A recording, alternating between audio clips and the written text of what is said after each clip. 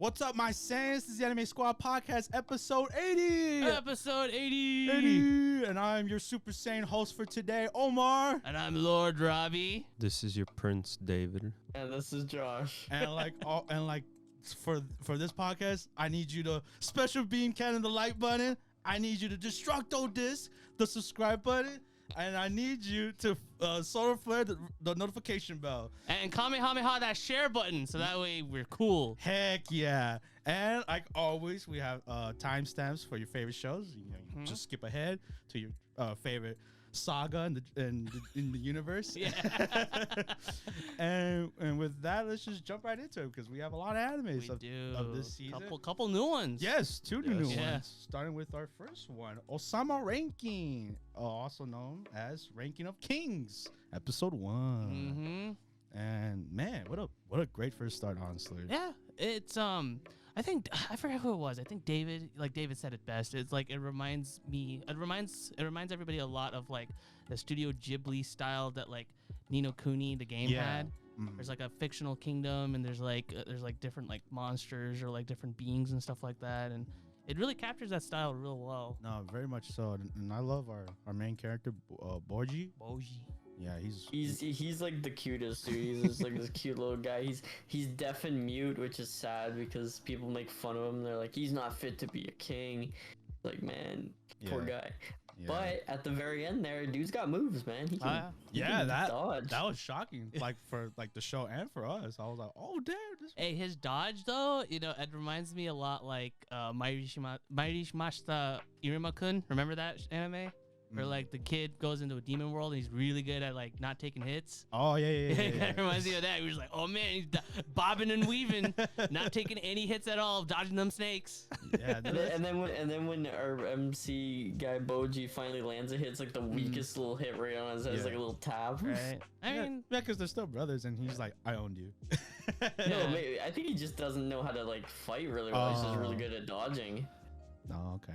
That would make more sense, but I like to picture. I don't think he's had some training, but he doesn't know how to swing very well. Yeah. And also we also got to see the shadow dude. Kage? Yeah, Kage. He shows up in the. I mean, I'm assuming he's a main character because he shows up in the opening. He's right next to him. Right next to him, and like we should get to see how they meet and everything. Now, okay, I'm about to make a weird comparison right now, but like Kage and like the princess dynamic, I don't know why, but it reminds me of a film from like back in the 90s called The Thief and the Cobbler, where like these two dudes that like don't know exactly, like they've never met each other, they're very different, they just kind of like meet. I don't know why that reminds me of that. Maybe because like the whole aspect of like, Boji has no one, right? And the shadow pays attention to him. And all he really wants he paid attention to him even though he just wants to steal from him, basically. And he's willing to do that because he has no one else. He's like, screw it, all right. The main difference is that in Thief and the Cobbler, the thief just, but at the end of the day, just wants to steal shit. Just wants to steal stuff. And then but we see that Kage actually has like a nice side. Like he follows him into the thing, and he's like, "Man, these people are horrible to him." Wow. And what sucks is that he basically puts himself into a pickle because all of a sudden he gets found out by the head guard that teaches Boji's brother. Snake guy. Yeah, the snake dude. Domus. And it's like, damn. He put himself in a bind. He's about to get hunted down.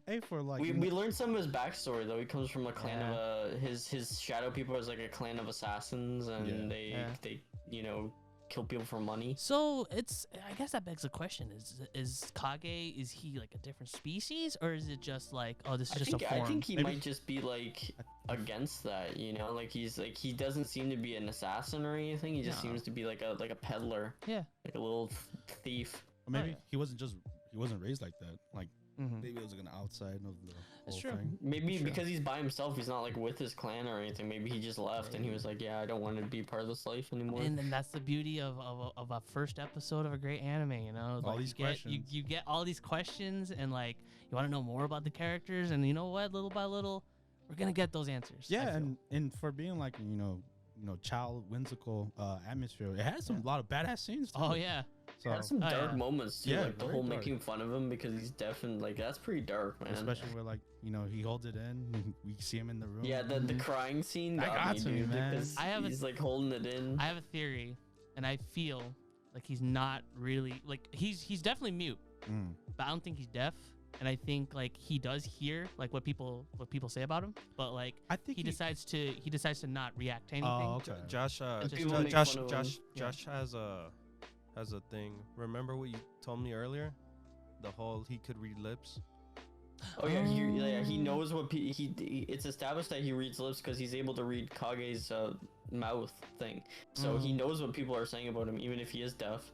But he just ignores it. That's why he started crying. But people don't think they know that he knows what they're saying. Oh, okay. All right then. Yeah. So, but yeah, this anime does a great first start. It builds the world. It builds the characters we're getting introduced to, and always strong start. Honestly, Yeah. it caught me off guard from like what this anime The could biggest bring. issue I have is that no one's watching this anime. Like seriously, Well, we this are. anime has like no one's watching it. I know. Like, come on, guys. I know. I mean, hopefully, if you guys hearing us, we brought your interest to it, and hopefully give it a try. Quick first impressions. Well, rating wise, I guess. I guess I'll start. I think it's wonderful. Bright, colorful atmosphere, but like you don't exactly know kind of like what you're getting yourself into, and it looks really bright and cheery, but also has like really great animation and everything, and establishes lore also really good too so far. I think it's brilliant. I think I'm liking the characters so far. I'm liking the premise. I'm liking kind of where it's going, and you know what? It also reminds me of a lot like. In a good way, it reminds me a lot like Duke of Death as well. Yeah. Where like you have like a person in power that has difficulties in life. In this case, he's mutant blind instead of touching things that die. Yeah. And he has a lot on his shoulders and a lot to grow into. So I'm really looking forward to kind of seeing where the story goes. And I give it a 7.5. And as far as impressions go. Nice. I mean, I ditto. I second on all what you said because I honestly feel like that too. And just for an anime to like, me just being invested into it is it's honestly hard for a lot of animes. For this one to just do it that easily, it's great. It's a great start, and I can't wait to see more of these characters. So 8 out of 10 for me. Strong start. Yeah, for me in general, I really enjoyed the character, of course, our MC. We get to see how he is in general, like his how he perceives himself, but in the inside it hurts him so badly. Yeah. And you could even see it when he tries to make friends. He's the first person that talks to him. Yeah, that was pretty sad. I was like, damn. Yeah. That was upsetting. One of those moments you just want to jump in and like help him. Yeah. Help the poor kid. And the art is amazing. I love it. The animation was amazing too. The scenes where he was running, I love the whole like it gave me like old timey animation or cartoon, Oh, especially like the fights, right? Yeah. There was also three-dimensional turns too, so it was awesome when that happened. So far, I'm enjoying the story. Can't wait for more. I give it an 8. Okay. Nice. Josh? Yeah, I second everybody's opinion here. Obviously, I think it's adorable. It's really cute. I love the animation. It's so unique and different from like every other anime, and even the manga animations like that too. It basically is a hallmark back to like old anime, basically from like the 70s and 80s. It looks like an old anime, and the characters are really cute, and so far they have good characterization. It's I like pretty much everyone so far. I even like Kage. I thought he was gonna be a villain, but he's actually he's actually all right in the first episode. And I like the kid. Obviously, he's got determination and he's strong-willed. He ironically, people were like he's not fit to be a king because he's weak, but he's probably the strongest mentally of all the characters in the show so far. Yeah. So not even the brother could handle it. Yeah. So yeah, like I'm thinking like an 8 out of 10. Honestly, I'm looking forward to seeing how the story progresses. I just hope it keeps up the quality. Yep. And if that didn't convince you, give yourself a try. Give it a watch. And hopefully you're back to hear us more talk about this great start. Summer ranking. People know about the name. I hope so. But it's cult classic, cult favorite. Lupin the Third. But now we're in part 6. It's part 6, but I do want to stress that most every Lupin, well, actually not just every Lupin series you can just watch individually, and like you will get that enjoyment of adventure and just fun attitude. So do not be intimidated of part 6. You could just jump in and you'll fit right in if you've seen the movies. It's not an overarching story. Each story is like its own like world. Yeah, it's like its own story. Part 4 did start the trend of just kind of like having self-contained like episode to episode stories. But as far as that's concerned, you could just watch part 4, or you could just watch part 1, and just kind of like you just do whatever you want. Lupin's just all about fun, and you don't need to worry about like all the continuity stuff. And with that, we'll start with episode 0. That's an interesting one. Of obviously Daisuke Jigen, the OG voice actor, had his final. That was his final part. Yeah. Yes, for that role. And it was his episode. It was his episode. Basically, it was kind of like.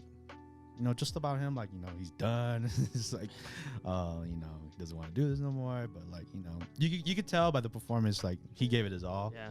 And like, he's old. It was I feel like that was definitely a send off. Not just for Jigen obviously, but just for the voice actor himself, because he's been doing the role since like legitimately like the pilot film all the way back in 1969. That's crazy. Yeah, like over 50 years, like voicing the is same crazy. character. Like he is dedicated to this character. Yeah. He is this character. No, he is. Yeah. So for him to do this last episode was really honorable, commendable, and his work will be remembered. Oh, yeah.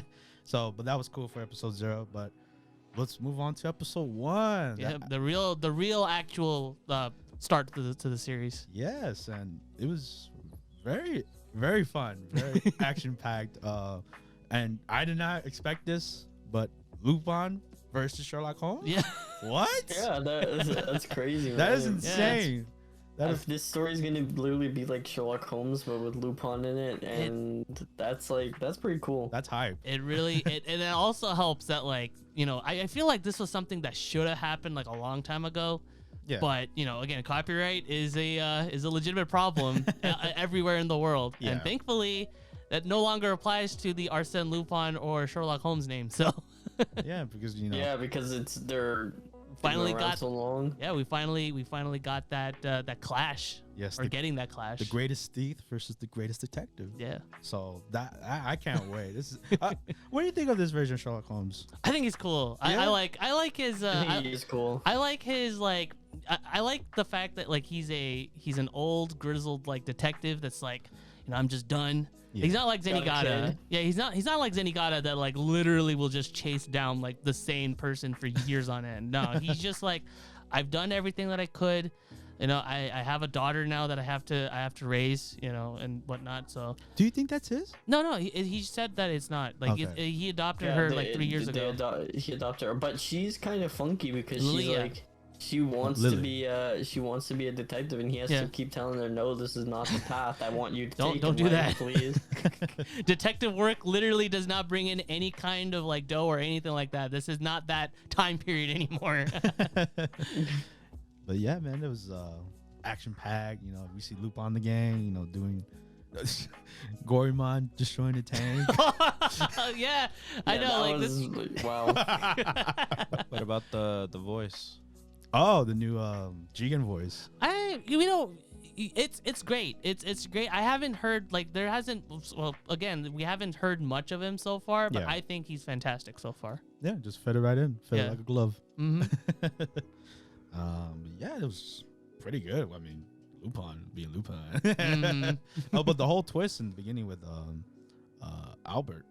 Oh with yeah. The whole like stealing the poster thing. Oh yeah.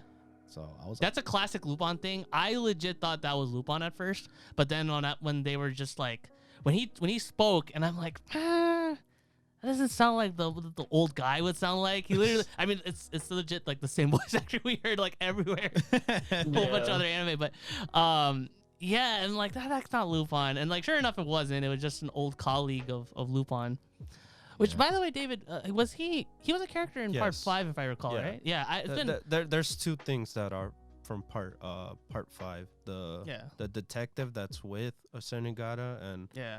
the Albert. guy. Albert. I think it's cool that Zenigata kind of has that like a sidekick, you know, just to kind of like, because Zenigata is totally like a cartoon character. Yeah, he is. And having that having a sidekick to just kind of like just ground him down is like, no, sir, this is ridiculous. Don't do that. Don't jump off of the 10-story building. It's not worth it.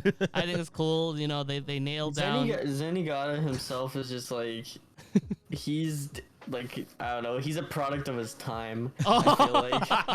Like he's like oh, he totally fit. He's a 70s anime character that He's just a traveled to the 70s anime character. But that's what I like about Yeah. him, though. He's fun. He's a fun character. Fujiko is also like great too. Like they nailed her. They nailed her down completely. Like all the characters in general just were nailed down to the T. It's just So. they're the same characters, but it's like the thing I like about Lupin the most is consistency. Everything is like consistently like similar to each other. It's like different stories, but there's never any like drops in quality or anything. No. Like you still get those high intense action scenes, like the car chase scene. Oh my god, That was insane. where like where the top part of the car was like sliced up. I'm like, oh man, Car sliding on its side and stuff. Oh man, it's all fun. But yeah. let's just get into ratings. Oh yeah, might as well. First, I guess I'll go first. Yeah, you go first. You know, I've been exposed to Lupin for a little bit here and there, and just now I'm finally watching one part of it. Yeah. It's insane that I never watched the rest of them. So I'm glad I'm in it for this ride, and I'm with you guys. You know, listening with me as well. And with that, I also give it an 8 out of 10. Nice. It's just action and fun, and Sherlock versus Lupin. Let's go. Let's go, dude. Yeah, right off the bat, I'm gonna be the same as Omar. I'm also giving it an 8. Like it's definitely like a showdown that we haven't seen yet, and all the bits and pieces that we're given so far, I'm like, oh man, I'm all in, baby. Let's go. That's it for me. Yeah, for me it's 8 as well. Oh, the really thing that the thing that really got me like thinking was the whole guy, the one where the guy that we couldn't see his face. I think I think he is our villain itself, the one that portrayed as Lupin, The imposter. Because we noticed too where our Sherlock Holmes doesn't like Lupin at all, especially now that he was in England. Oh, and Lily too. Like, Yeah. she was terrified. Yeah. So They saw a monster. so I think the villain himself, changed into Lupin, made them fear him in a way. So Yeah, but I that mean, was like, interesting. Lupin remembered Lily, so I was like, what? Like, Next episode. well, I guess we'll find out what happened there. We'll see. Yeah, but yeah, I'm looking forward to what's happening. Love the opening, like the ending. Oh, that was That was really good. Art style is still continued from 5, but I feel like it upgraded a little bit more. So can't wait for more. Josh? I'm with all you guys. I don't think it's an 8. I think it's a 7 though. I am enjoying it. It's just Lupin fun again, but I think it's honestly with Lupin, like the mystery element's so big, like it's too early for me to give it a score right now because I don't even know what's happening. Yeah. So That's fair. yeah, I'm gonna give it a 7. Be safe with that, and yeah, I'm just looking forward to more. We don't even know how. Do we know how long Lupin is? most parts are Like, how many usually like episodes? 20. Most of the recent parts, like 4 or 5, or we're about 25, 24, 25 episodes. Yeah, so that's what I'm assuming. 25. Okay. That's what I'm assuming. What With was this the one. last one? I think we're in it for the same Okay. ride. So Yeah. we'll see what happens, and looking forward to the next episode and this journey we're gonna go through. Oh, with yeah. Lupin. We have Sakugan episode 2. And we left off of that cliffhanger. Yeah. Our father and daughter in the mech and Fighting the kaiju. fighting the kaiju, man. With Big Tony. Oh yeah, Big Tony. Tony. I love that name. Me too. That stood out to me. I was like, Big Tony, really? Big Tony. All right. Well, I dig it. Yeah. I mean, like, if you think about it, Big Tony is a much more normal name compared to Memempu and Gagumber. Gagumba. Oh, Gagumba. Because like even like Linda and Walsh, they're so regular names. I think that's probably why they killed them off. Memempu and Gagumba. I didn't even realize that until you said how ridiculous their names are. Yeah, because like Walsh and Linda, like they're so regular names. Like I know a guy named Linda. I know a girl named Linda and a guy named Walsh. It's like I know a guy named Big Tony. Big Tony. But yeah, the pizza place. Yeah, but the mech itself, Big Tony, is really cool. It's like the way they animated and like the CG and like when it transforms and all that stuff. It's so awesome to like look at. Yeah, Sakugan has a lot of Sakuga. Oh, maybe that's how they went with the name. Yeah. That would have been horrible if they didn't though. It's also really epic. Like the whole fight was like 3/4 of the episode was them fighting the kaiju, but the way they were like drilling into the ground to make a hole, and then like it was just those kaiju were like, this is the first time I think I've seen like an anime where like the actual enemies in the first episode are like hard, like they had to like fight for their lives. That's true, and they were pretty smart things. too. Yeah, These kaiju were smart. That was like right off the bat. They were like, yeah, these kaiju, they're organized. Yeah. One called off. Different. Like, what's going on with this? Like, they broke their chains and now they're organized attacking them, and they only are targeting taking those like, cables off. Yeah. I guess Omar had a point maybe that the little thing they got, the little ember is Mempu. Oh yeah, the that's rock. why they're chasing That's him. true. She still has it too. And it really points that out more, especially since they're only attacking them and not like the other people. They're like, oh, okay, what's up with that? That's true. So maybe that's gonna be a bigger part of that. And obviously we had our memorial with our fallen comrades, and it was handled well. It was definitely handled well. I was worried that like they're probably gonna be like skimmed over because like there were more like comedic elements like throughout the fight. So I was thinking like maybe they're not, but they handled it really well. Like they were like we gotta carry their legacy on. Linda, the Walsh, they're gone now, so sad. Gotta pull our weight. As markers. Yeah, and then with that we move on to their journey. Their adventure to the labyrinth.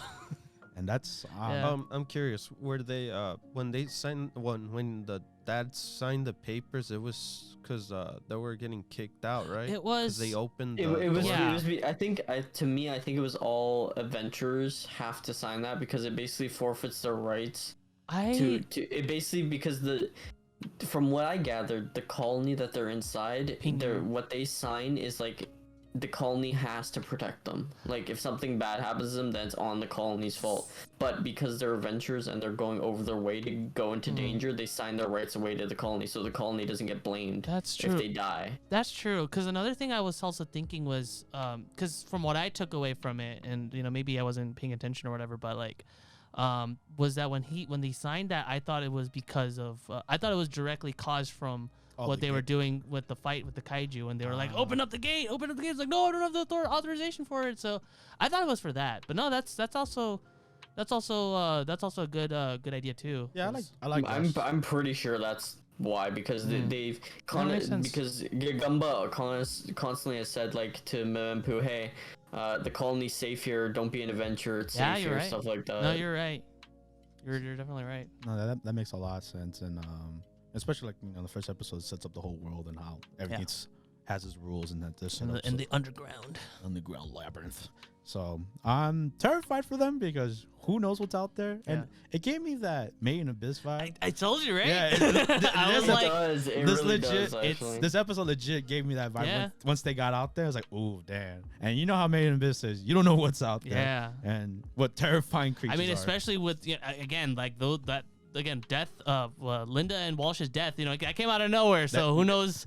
Who knows if we get that again? I gotta keep my guard up, my shield up. Yeah. Yeah, their death was shocking because it was just like Memempu was just like so happy. He's like, oh, this is such a lavish life. It's so cool. Look at them. And then they just die, and she's like, oh, she's like kind of broken on the inside because she's like, oh, her whole idea of being an adventurer and having fun, like they just died. Yeah, and like the moment it happened too, it's like it you never expect like a death to hit in that moment. Yeah, it was so quick. Like they didn't linger on the death at all. It just happened. They just boom, done. Just like how death is like in real life. It's quick. It doesn't it's not always drawn out and dramatic. Or Japan sinks.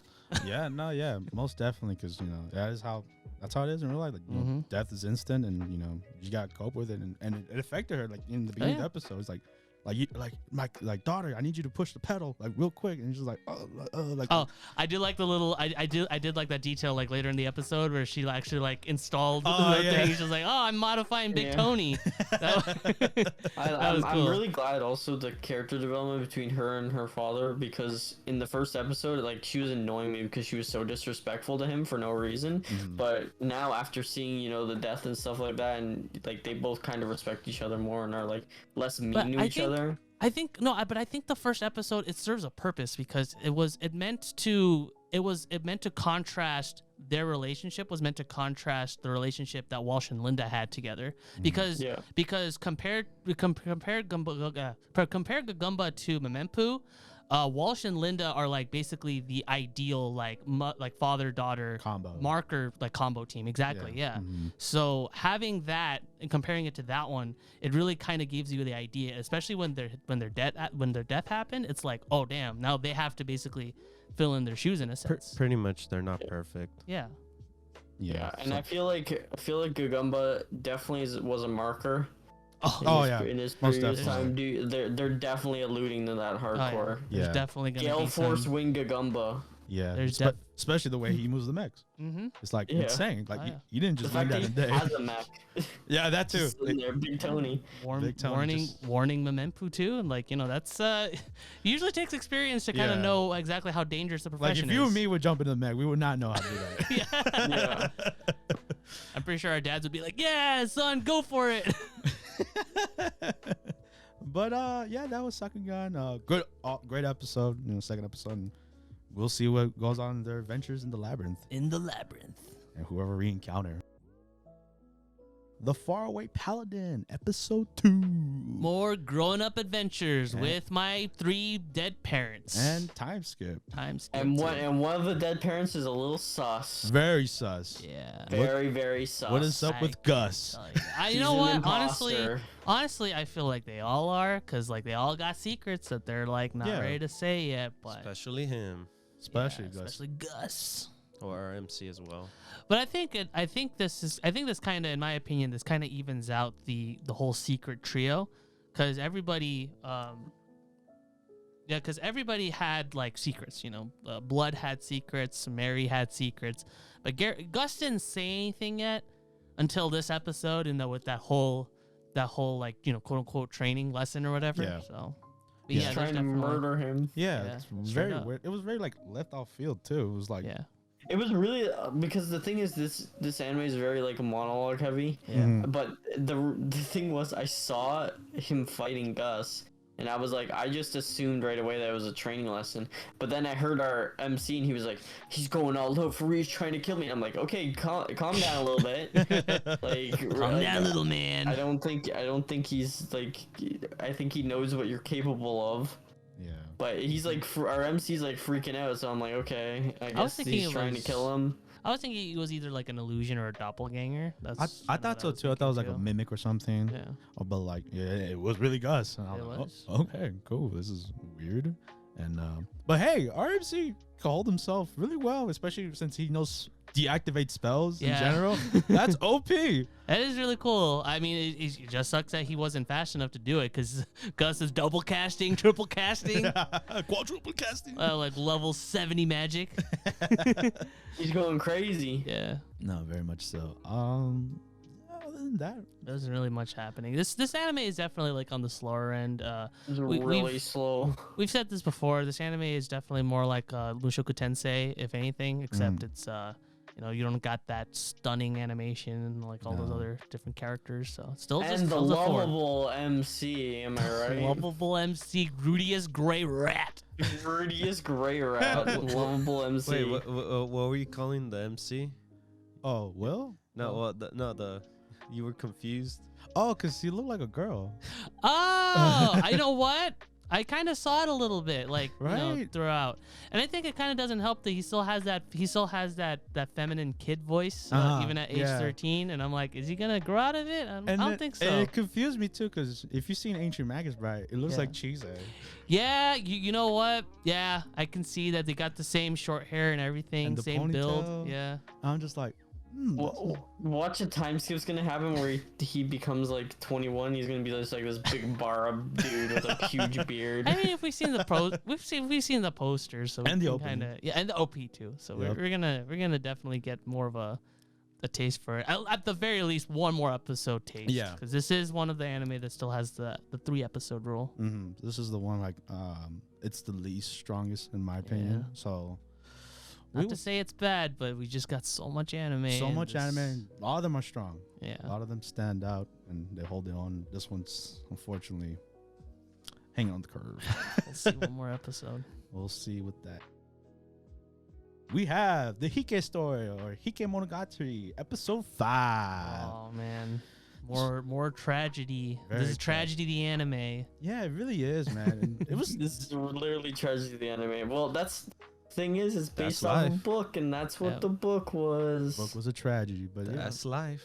but it war never changes, right? No, Sun Tzu said that. Exactly. So it was tough. It was a tough episode to sit through, with obviously Shigemori dying, and the brothers came in Yeah. to take over, help. The And we dad. got Tokuko's son, the tiny emperor now. God, Everybody got banished. dad just crazy with power, man. I felt Just- bad for Kunemori too. I legit thought he was gonna die in that Me conflict. too. I thought he was like, oh man, this is. That's a That death was sentence right really there. like. That was really emotional for me because when was. he was in the water walking, like the music was playing and stuff like that. I was Yeah. like, dude, he doesn't want to be there. No, Like, and then there's even a part where like one of the brothers is like, it's like, man, like he should not be out there. Like, Oh. like I know, like that's just not him. That's not the way he Well, is. he's Or not- he's more. They even said like he's more of a dancer than a fighter. Yeah. Yeah. He'd rather dance than fight. Well, he's the eldest son, and Shigemori passing away. It's not can't really do much about that. I just love the part where like he's crying and then like his flower like breaks. Like, Yeah. his whole like world that he thought of is just Yeah. and Seeing death Yeah. like, in front of you just happen like all once. yeah, man. And like I said, that moment where he's crossing the river and the music's swelling, that made me sad, man, Burn- because it was just like he doesn't want to be there. He doesn't want to do it. He's Yeah. scared. He doesn't want to. And then when they burned down the Fight. palace too, that was Yeah. that took a lot of courage to do, and he just broke him. Yeah, man. he's like, did we do the right thing? Why did we do this? Yeah. And it sucks for the reason why they do it too. Mm-hmm. Because dad wants to, grandpa wants to. Because grandpa's a a-hole. Yeah. Big a-hole. All because they were talking shit. Yep.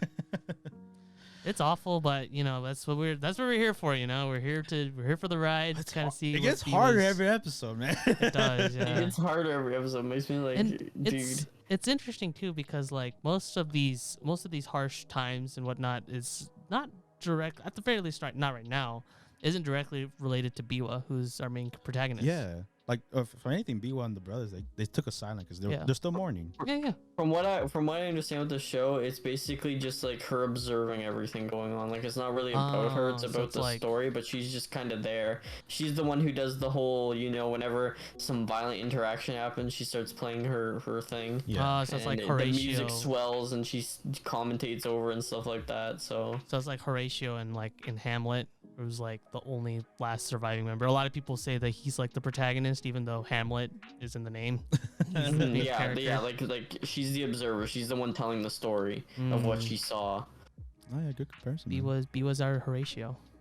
Yeah, just every time I see the whole white form, is just like, oh no, this is Yeah. someone's going to die. Something bad's gonna happen. Yeah. That's the ED also. I'm sorry, oh, man. no. I always go back. The ED is so good. The Oh 80 my gosh, slaps, it's bro. the weirdest ED I've ever seen, but it's so good. I watch it every time. Mm-hmm. Oh Yes. yeah. It's probably my favorite this season, bro. Hands down. It's got the rap in the beginning, and then it transitions into the weird like symphonic. Oh, the Lupin ED is Beat. still really good too, though. I'm like, man. But this one's been around. That's more. true. That's true. for 5 whole episodes so far. Yeah. But yeah, that was the Heike story. We'll see where this tragedy goes. Yeah. I'm scared to look forward to it. I think we all are, but it's it's just that's life, And 2-year eternity isn't coming back yet, so we gotta hold the tide somehow. We have Mieruko-chan episode 2 and horror. I said the last episode when I was giving my impression that like, you know, I was kind of worried to kind of see if this was going to be like a repetitive thing every episode, and I'm glad to say, especially towards like the second half of the episode, that was not the case. Yeah. The fact that there are indeed spirits that are not Junji Ito-esque horrific, you know, creatures, was really nice. Yeah. No, most definitely. That was definitely nice to see. So. Yeah, it was funny. A lot. Oh yeah. Especially with, like the severe head in the locker room. Oh yeah. She has to get the phone. Oh, and then like the line too, where she was like in the wrong line for that. And the other one was just they're all just getting eaten by the. Yeah. Oh my god. The world of ghosts is scary. But the big thing with the pervert spirit that she hand guy? Oh like, man, weird, I don't know. Okay, so when we started this anime and I was seeing all of the ecchi shots, I was 110% expecting an episode or like a ghost kind of does that, and I'm like, yeah, I was expecting this. I just wasn't expecting it this soon. But I was kind of expecting. So long too. Yeah. It was just like a really long segment. It's like the whole half of it, like the middle chunk of it. And hey, man, that nurse though. But you know what it is though. It's like it really reminds me of like a lot of like British comedy where it's like it's subtle comedy where it's like, oh, there's a thing on like that guy's head, or no, something with Mary where Cameron Diaz's hair. Oh, and like yeah, what are you gonna tell her? How do you react to it? Like how do you like tell her like, hey, there's a ghost on you, right? No, I was gonna say with her hair. Oh, but yeah, no, you're right though. It's like how do you tell him? But yeah, she's just kind of there. The ghost is just kind of chilling. Just vibing. The ghost is getting copping mad feels. She doesn't even know what's going on. Nope. Honestly, I admire the ghost. Good for him. And he has a new target, and who knows what happened to him. I have my theories. He's probably though. still enjoying it right now. Probably. I have my theories though. I think the nurse is a ghost hunter. I get the vibe that she. Really? That's really random because we got literally no information from this nurse. No, but like I don't know. Maybe it might just be because of the fact that I've seen a good few anime where like there's something up with like either like the school teacher or the school nurse. So it's something. It's a trope that I infrequently see in like anime. I think you're giving this anime too much credit, and I think that definitely is not gonna happen. No, you weren't here last week, so I'm curious. What are your thoughts on your impressions for this anime in particular? Like, what are you? I think it's just goofy and fun. Honestly, it's like there's ecchi shots everywhere. It's a unique way to look at horror, like a girl who sees spirits but like ignores them all the time. She has to try and like figure out a way to ignore them instead of just freaking out. It's definitely like different. Oh, and that's what I like about it. And the one thing I don't know how I didn't mention this, but the girls really remind me of the girls from Soul Eater or like Fire Force, like the art style wise. I don't know. It's the face. It's the face. Really? The face kind of reminds me. I look at the main girl and she really reminds me of like Tamaki. Like face I do not see that at all. I don't know what you're looking at. I meant to each your own, I guess. I don't. I mean, again, Rabbi's watching a different show. Maybe I am. I don't know. No, but yeah, this is the second episode's still fun. It's... the cat thing was really good. Oh, that was pretty wholesome. Yeah. Like it's the whole lesson of like don't judge a book by its cover. Like done very well. It's definitely like a cliched lesson, but like this one was handled really well. I'm curious. Yeah, I really like that one because like you guys said, it's the don't judge a book by its cover thing, but it shows that like it kind of gives some lore too. Like there are spirits like that follow certain people. Like that guy that looks really nice, he has a lot of demonic spirits that are following him. But then the guy that's like really like rough looking, you know, he has the two angel cats, which are his wife and daughter who passed away. Yeah, I was gonna say, did you guys see the after credit? Yeah, you guys saw the after credit? Yeah, I did. Okay, good. Yeah, that was how he gave it the name. Like the cat picked it. And yeah, that's how he got this. That's how he got the new scars. I'm like, oh man. But it's so cute. I mean, that's what Josh says. Like it brings up like the whole like now we know why those cats are with him. Yeah. And like the wife that passed away. It's really humble. Like I didn't expect that for this anime. And I love that Mieruko was like, she was so confident in her decision. She just like she's using time for power for good. You know. Yeah. Definitely, like, she's I not. definitely She agree. sees like the demon surrounding the guy, and she's like, "You're not getting the cat because I don't know what you're gonna do with it." And then she sees the two, angels surrounding the other guy, and it's like, "Here, you're taking the cat because you need it." Mm-hmm. Yeah, no, I absolutely agree. And like the fact that this is like the type of anime that's like, it's not trying to eradicate those ghosts or whatever. It's just like, just a matter of just living with it, just kind of like Cassette going one, day to though. day. Them vibing, right? Yeah, vibing with the ghosts. Except Yeah. one. Remember one was eating the other. At the yeah. line. Yeah. Oh yeah, that one. I don't know what's up with that. I mean, I think maybe that's just the ghost economy there. I don't know. ghost culture is a culture that we as mortal living beings do not understand. Let's not try When to we die, go. we will. We'll know, yeah. Right? Well, no, yeah. Integrate ourselves in the ghost culture. I would Yeah. be damned if I'm dead. I'm still at the waiting line. That's all I'm saying, Only bro. to be eaten. Yeah, just to be eaten, bro. Just to be eaten. Hey, maybe heaven's in there. In his belly. But In yeah, his belly. yeah. Another strong start on this one, and surprising, little lesson with this show. So kudos to that. We have The Vampire Dies in No Time, episode 2. Oh man, this is gonna be an interesting one. Now we got Josh in the mix, Yes, and the other horror comedy. Yeah. Can you call it horror? Yeah, I can It's call it not horror. it's dude. not horror. It's horror themed because Yeah. there are vampires, and let's be But the real here. vampires are, Dralik, like dumb. no, Dralik in particular is like the most stereotypical looking vampire. I think Yeah. that's what kind of like is what kind of makes it like, oh, this might be horror. It isn't horror. I agree with Josh. Yeah, it isn't well, horror. the other vampires like this predator Oh. with the plants coming over his, A where- carnivorous plant, if I Oh. would say. Oh my god, how he made the seed is Yeah. so wrong. Yeah, I mean, a flower comes out, And then and there's like a kid there. Oh, yeah, Oh lord. that's the beauty of the power of interpretation. You can interpret whatever you want, And this anime in particular, it's not meant to be deep. No. not It's at not all. meant to be like, thought provoking or anything like that.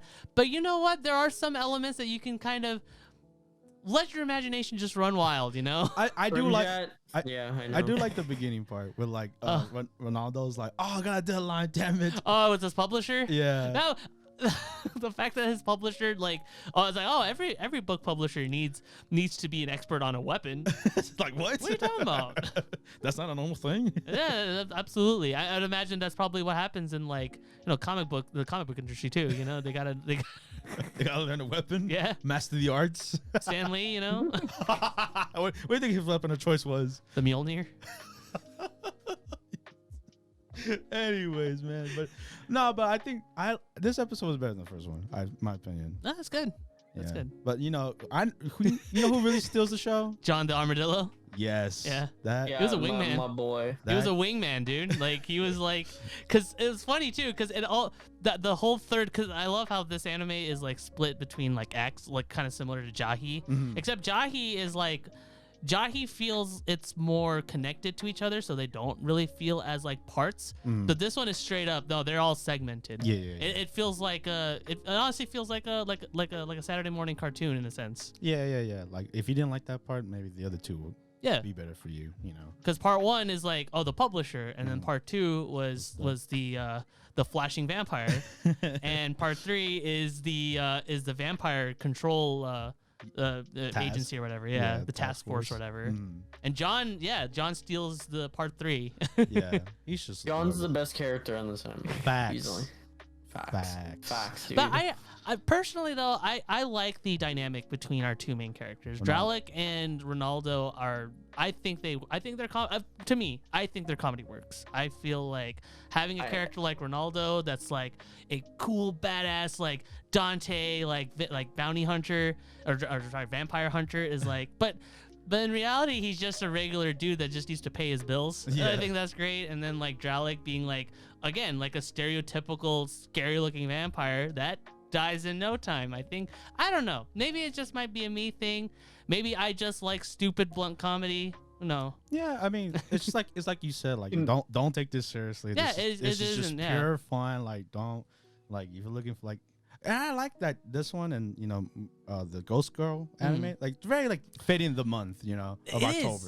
October. That's my favorite part is that like I don't know if they planned it but it's the fact that all these shows are released in October and like you got that horror themed is great. It's fitting the theme. And Yeah. I appreciate that. And the funny thing is with the villains themselves too. Oh yeah. You see. 'Cause Oh, continue. oh yeah, I was gonna go off of what you were saying, that the villains are like they come off as like, oh man, this is gonna be a threat, you know, hey, holding up the supermarket, holding up the convenience store hostage, this buff looking vampire. Oh, those are gonna be real big threats. But you see the actual reality of it, and it's like, oh, wait a minute, something's wrong here. It's throwing left curve. And then I just wanted to say, like, going off of what Rab said about the comedy aspect, I have to disagree because I think I don't know. I just feel like I've seen this comedy duo like a million times. Give me some Like, examples. it's nothing Shoot really some- new or anything. Shoot some recommendations, buddy. No, but I agree with Josh as well. Like Yeah. the comedy, like I said, like last week, it didn't stick out to me like the Ghost Girl did, or like Jahy. Not like it took a while, but with Jahy, it took me a while to get to the comedy. Yeah. Because it was, I don't know, I wasn't feeling it in the beginning, but after now I'm with it. Mm-hmm. So hopefully this does the same thing. And episode 2 did have that Yeah. promise with me, but I feel like it could do better. So hopefully maybe next episode we'll see from there. Yeah. And yeah, I mean, Key trick, just keep lowering your standards. oh yeah, and the vampire guy doesn't say sand all the time. That's true. He has the complaint I remember you had in the first episode where he kept turning into stand. Yeah. That's happened a lot less in this episode. You're right. And he doesn't say it no more. It just happens. It just happens now. So Yeah. I'm like, oh, thank God. Yeah. You're right. Yeah. Yeah, that was annoying. Yeah, see? He's like, "Same." I didn't notice it honestly. I don't know. Maybe Maybe I just kind of turned my brain off or something. I think maybe you just are in love with the show. I'm not, honestly. I know it sounds like I am. I'm really not in love with the show. I just think it's funny and I feel like you enjoyable. appreciate it. Yeah, I appreciate the comedy it's giving. Yeah, and it's different from all the animes we're watching. Yeah, it's not it's not in my top 5 or 3. Honestly, I think it's just a good show. It's not a great show. It's just a good show, and it's and for what it is, it's funny in my opinion. That's all it is. But yeah, comedy is always hard to please everybody. It's a very subjective thing for but, sure. I know me and Josh are in the same camp, but we'll see. We'll see the next episode. Send me some recommendations, Josh. I know you said them. There's a million other shows that are better. I want to watch them, man. I'm pretty I like sure- this. I'll send you recommendations. You've probably already all seen them. Probably. Yeah, we'll see. We'll hear it after the podcast. But anyways, we The have after party. the after hours. We have Arena the Vampire Cosmonaut, episode 2. Oh man, more vampire racism. And vampire Yeah, stereotypes. really bad vampire racism. And it's interesting because Irima is like okay with it. Like she just kind of accepts it. Like I that think it's no. a reality. Like she's like, Here's- okay, put a muzzle on me, you scared old man. Basically, she Here's- kind of taunts him a little bit. Here's how I see it. Right. It is that I agree. It is that plus it is also Irina's legitimate wonderment and excitement of going into space. That's what I It's- think as well. It's like 'cause- she would do anything to go Right. to space. So if she has to put up with this old man being scared of her, like she's like, whatever. She doesn't care. Yeah, she's like, as long as I can go to space, as long as I could be able to, because it is the one thing that I feel like as kids that like a lot of just not even kids, but just people in general, they've always wanted to go out and kind of see what's above and beyond. Yeah. Wanted to be an astronaut.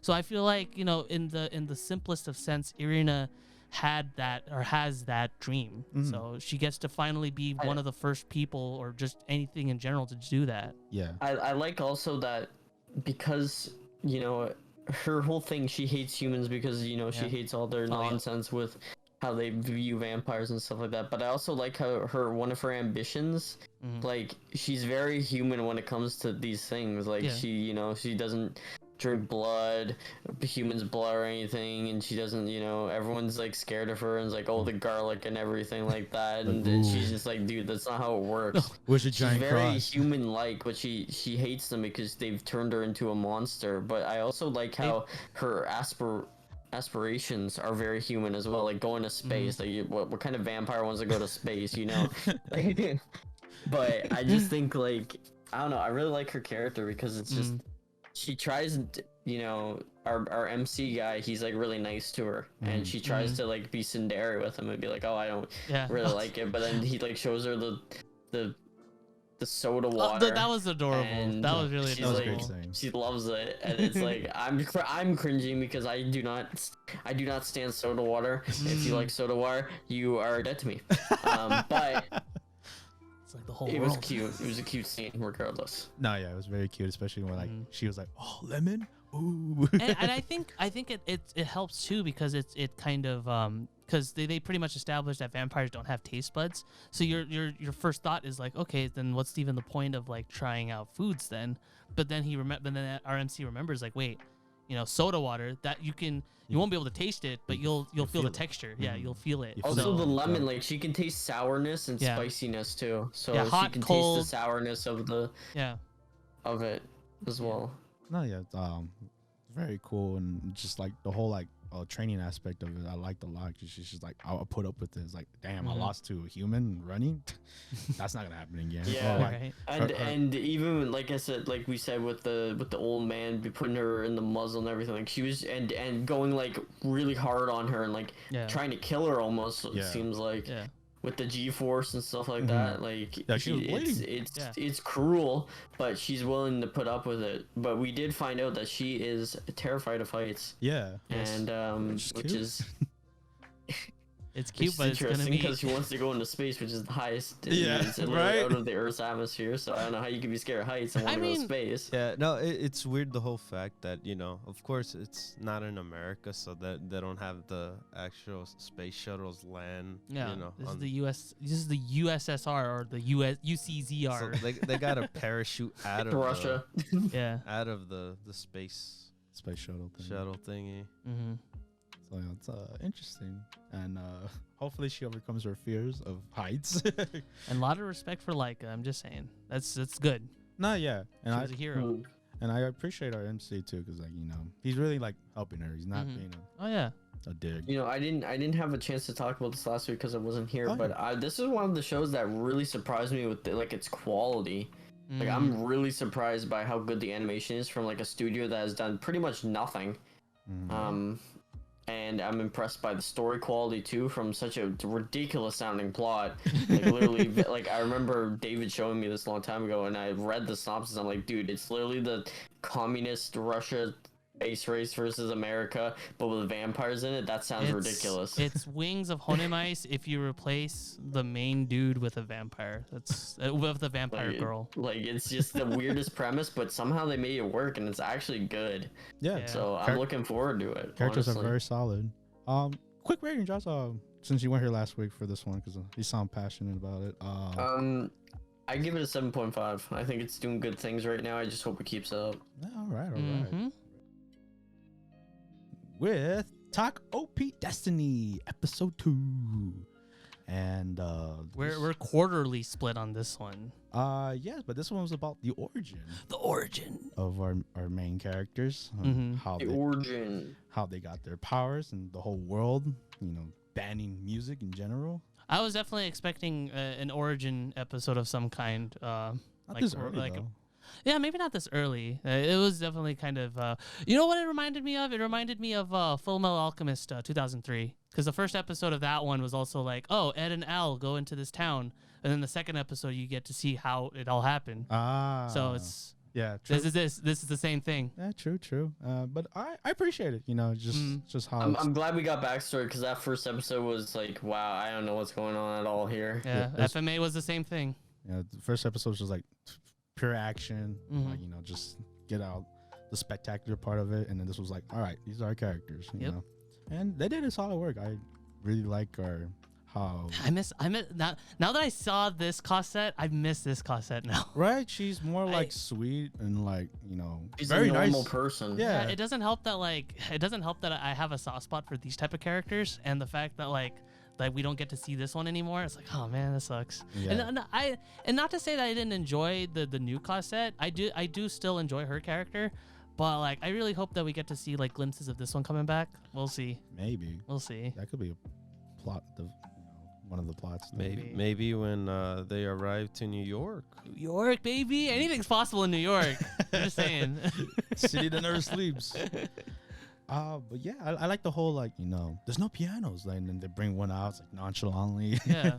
And I think, is it the first encounter to D2s? No, this is technically the second encounter because the first encounter happened with Takt's father that died in the attack. Okay, that's why I was Yeah. wondering. It's like I feel That like was I don't blame you because that happened in like the first minute. I'd say. yeah, like they explained the whole thing. They Yeah. banned like music, but like we could just bring out this random piano. And Yep. people were like astonished. Even the general, he was like, oh, well, whatever commander was there. Yeah. He was like, oh, okay, I'll let it happen. Sound of music. I thought he was gonna destroy that thing. God. But yeah, strong origin, and we'll see what goes from there. I think just straightforward. Can I give my rating on this Oh, show because I go feel ahead. like I didn't get to do it last episode, Yeah. and you guys seem to like it a lot, but I just wanted to say that I'm not a fan of this show. Oh. And, He is- I'm gonna say this right. Well, sorry to break you off, but like I'm gonna say this right now. Josh is on the super minority because I'm actively watching this show with like a good solid group with like 3 other people, and they're in the same boat as us. Okay. That's really like super into the show. So like not to discourage Josh or anything Well, like let's that. hear him out. but- Let's hear him out. Yeah, I'm yeah. very Let him interested. go. Yeah, please, My bad. I have an opinion too. My bad. Go ahead, Josh. I don't like this show, and like I know it's only been 2 episodes, and that could change, but so far from what I've seen, I just think that it's very like random almost. Like it's far too quick. The pacing is just all over the place. Like we're getting these end of the world like demons, and we got it like a tiny backstory about it, and then the first episode, you know, was just like random action that I don't even know what was going on. The second episode provides a backstory, but I feel like Cosette just dying was like just weird. Like you get me attached to this character and then just kill her off. Like why? And then the new Cosette is like this just generic like really dumb anime girl trope of like the I don't know what it's like a dendere or something where they're It's just like really kudere. stoic. Kudere, yeah. Yeah, where they're just like really stoic and stuff, and it's Yeah. just like really generic like trope. I think- And I don't know, I'm not feeling it at all, man. I'm not feeling the story. The animation's okay, but it's still not amazing. Like it's not as good as some of the other shows I've seen. Like I still would pick King's Ranking over this any day than this show in terms of animation. Okay. But Damn. I don't know. I'm in the minority here. I'm still gonna finish it out, but I'm not impressed by what I see so far from this show. I feel like we didn't watch the same anime. That's weird. That's crazy. I mean, but I'm very interested how Josh now brings that up, because you know, if like you know how you compare to Ousama ranking in this, and I It's not a. I don't know. I disagree with the comparison because they're not even the same type of anime.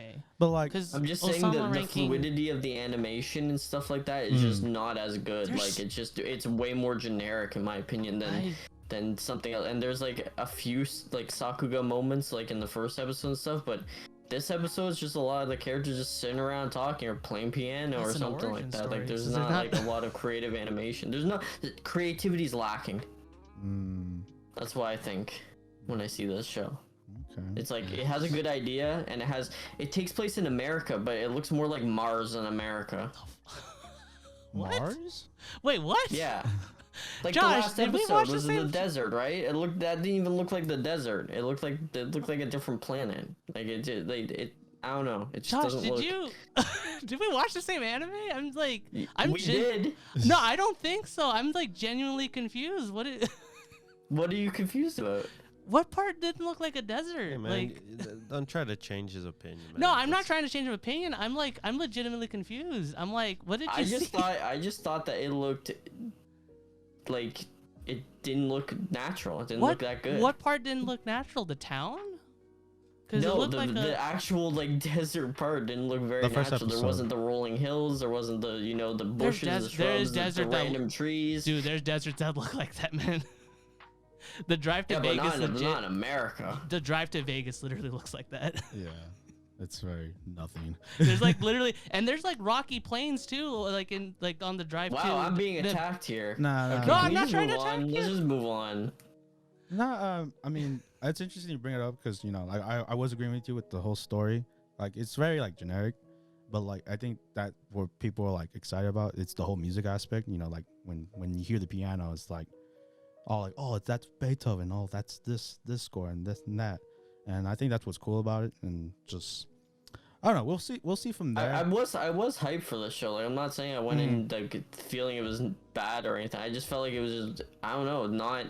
It didn't live up to what I thought it was. Yeah. I thought it was going to be more of like a cool hip type of show, and it just is. Turns out it's really generic in my opinion. Like, it's just really like boring almost. Okay.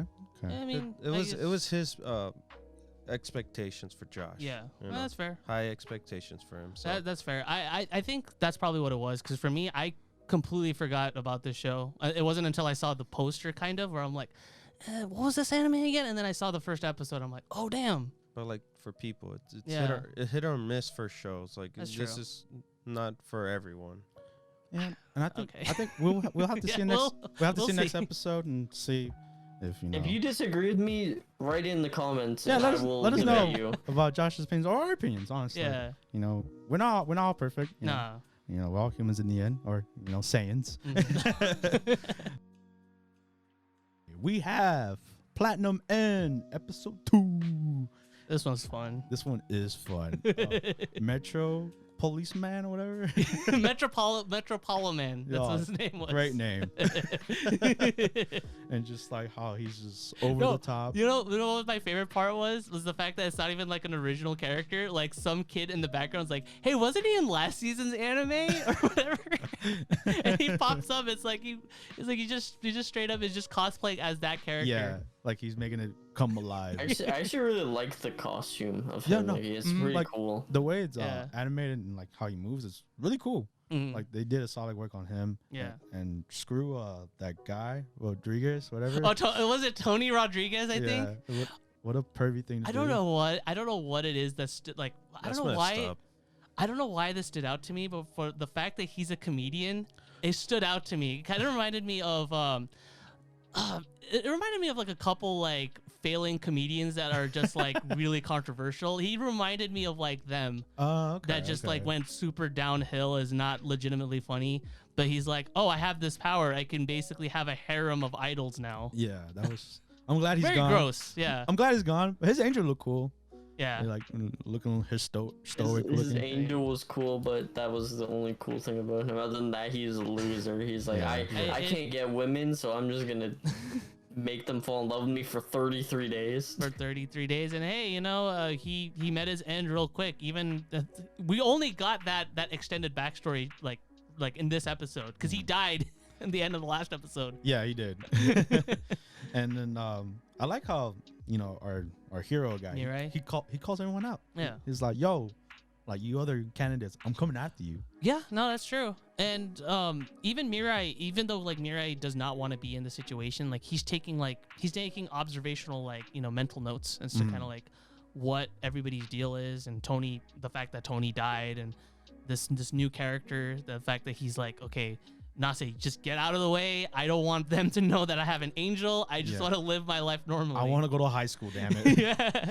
I just want simple happiness. That was another thing that I was like, I thought I heard it wrong. I thought he graduated from high school. I didn't know it was middle school going into high school. Yeah, I thought so too, but I guess that clarifies, like, oh, we're going to high school. That makes a lot more sense with given the abusive family, because it's like when you're graduating from high school, you're pretty much an adult, especially in Japan, because you're like closer to 19. So it's like, why does he have to like even live with them? But since he's going into high school, that makes a lot more sense because he's younger. He had to stuck it out, and he wanted to kill himself. Yeah. But yeah, what do you think of that new angel with the wings? Oh, the bowl cut? Yeah, the bowl cut and his wings on his butt. It makes sense that we have. Yeah, I was gonna say it makes sense kind of that we have like, because all these angels are like are very different in terms of personality, body, and all that stuff. So having an angel like this, it's like, yeah, it makes sense that we have one that's kind of like in the same wavelength as the dude, because they did mention that like only the special like S rank angels are like that, so they give them all the powers, and unfortunately Metropolitan Man has that, so he has both. Yeah, he has everything. So yeah, I like how they kind of briefly explained the power system. Like you could go up, you could go down. It don't matter. Like you just gotta. That was my favorite part of like going back to like Death Note and like even Bakuman 2, which was like another work that they did before doing Platinum End, is that Platinum End has structure in their powers and everything like that. Like everything that is introduced to you is gonna get an explanation. Yeah. Like arrows, for instance, it's like how do you dodge an arrow? It's like if you have the wings and you can be able to run faster. Yeah. Oh yeah, that's all. It's doing a good job building like the whole power system, the whole world. You know? So the only question I have is whether he could use the red arrow onto a different angel. Would he be able to control that angel through that? I don't think so. I mean, but yeah, you do. That is a good question though. Yeah. I feel like that probably only works on people, because so far Nase only explains that like, oh, it's a thing that works on people. That's definitely an interesting question though. Like, does it work? I don't think it can work on angels. Because they have like, I don't know. They're the ones who give it, so it's like, why would it work on them? That'd be like a huge flaw if they could just be like killed as well. Like, but in Death Note though, it works on Shinigami. Yeah, remember? It does, yeah. That Shinigami died. I don't remember. But yeah, this is pretty solid. Straightforward Metropolitan, great character. Yeah, he's not a bad guy. Whether he's just killing the bad, but saving the good, I guess, right? From what he says, He wants to become a god, like legit. Yeah. He wants to win. Cause I mean, like, I don't know what else you could do other than like, cause he literally just like spoke in like national television. He's like, I'm the savior. I have legitimate powers. I'm gonna defeat all the bad guys. I'm your god. He just pretty much put his name out there. Yep. And it helps that he's also going to the same school. So, because of course he is. Because that's gonna be fun. I knew that too. Like high school, I was like, there's gonna be other candidates in there. So if it's just him or maybe more, it's a Takeshi Oba story. So you're gonna have like characters that are gonna try to hide from other people, but then all of a sudden, wait a minute. You're him, aren't you? You've been here the whole time. You're Kira, aren't you? Too late, buddy. Oh man, but I can't wait for next episode. We'll see where it goes from there. We have 86 part 2, episode 3, and I'm very curious what you guys think of this episode. I enjoyed it. R.I.P. I'm gonna say this right now. R.I.P. Eugene. Eugene my God, Eugene's whole purpose of this anime was just to have a sad story. Just to be killed. That transition though, where he goes from like saying bye, and then that you see the thing in his hand, and then it goes to him dead on the ground, or his hand just like laying there. That was a great transition. Like I was because they didn't. Wow. I agree because they didn't. It was subtle because they didn't say he died. They didn't even show his death. They just on the ground dead. And I think what makes this scene and just like any death scene in this show work is that they don't pussyfoot around as to whether or not a character is gonna die or not. They do die. Like all the death flags were there right from the lunch scene onward, and you're like, okay, he's probably gonna die, and it's like, oh, well, a few seconds later he does die. But honestly, he was like the worst, like from this show, like how where he was at, and like other body parts were like around the field, and I'm just like, even like they made his death like super gruesome. Like you saw his eyes were like glazed over, and I blame the tanks they're in. They're those. You heard his gurgling breaths, like dude.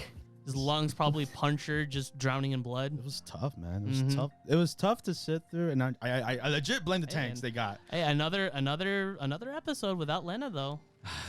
I know, for real. Yeah, it's getting weird. I don't know. I think I do have one or two problems with the show, and the one problem is basically that I have with it is they literally introduced an entire new nation. In 2 episodes, and now that's like the main focus. Like, well, they hinted at this nation. This isn't like an entirely new nation. This is still the Jihad Empire, but this is a republic. This is an offshoot republic that was originally spawned from the empire itself. But it isn't.